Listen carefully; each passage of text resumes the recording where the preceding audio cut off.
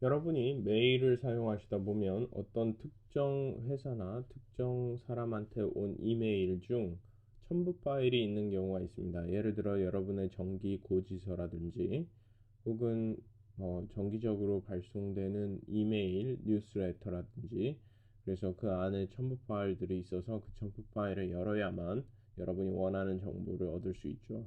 예를 들어서 그 요금 고지서 같은 경우는 HTML 첨부 파일이나 PDF 같은 것들로 날라오기 때문에 여러분이 어떤 특정 메일들 중에서 그 메일을 열어서 첨부 파일을 저장을 해서 첨부 파일을 열어보는 그러한 과정을 거쳐야 되고, 그리고 그러한 첨부 파일들을 보관을 해서 나중에 또 여러분 담당 회계 부서에 보내는 등의 일을 하셔야 될 경우가 있습니다.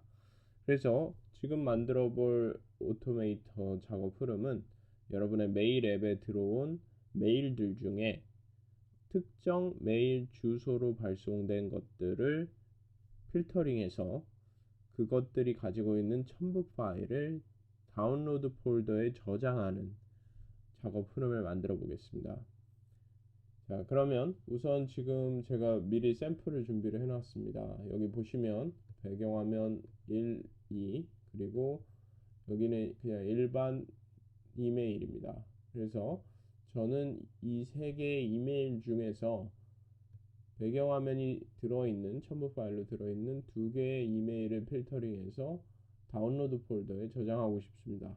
자, 오토메이터를 실행을 하고 작업 흐름을 생성을 하겠습니다. 작업 흐름을 생성을 한 후에 먼저 메일에서 지정된 메일 항목을 가져오겠습니다. 지정된 메일 항목에서 여기에 있는 메일은 제가 가지고 있는 지메일 계정의 인박스, 받은 편지함이죠.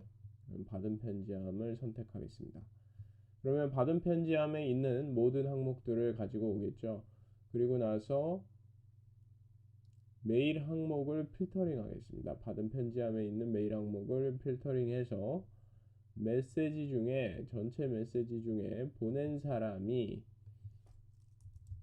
imackorea.ivisual.m이라는 주소를 가진 보낸 사람을 필터링해서 해당 메시지들이 출력으로 나오겠죠. 그러면 이 상태에서 메일 메시지에서 첨부 파일 가져오기라는 동작을 추가합니다.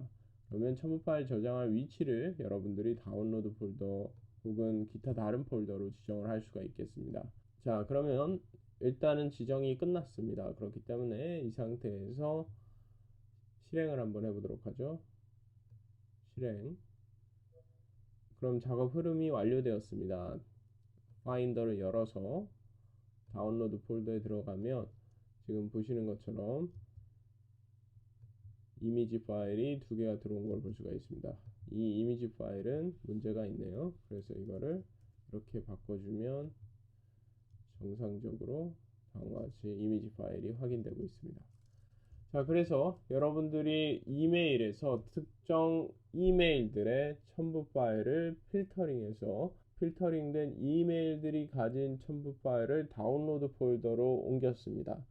그 이후에 추가적인 작업 흐름을 여러분들이 추가를 하게 되면 더 많은 일들을 할 수가 있겠죠. 예를 들어서 이메일로 들어온 것 중에 첨부 파일이 HTML인 파일들을 걸러서 특정 폴더로 옮긴 다음에 그것들을 PDF로 바꿀 수도 있고요.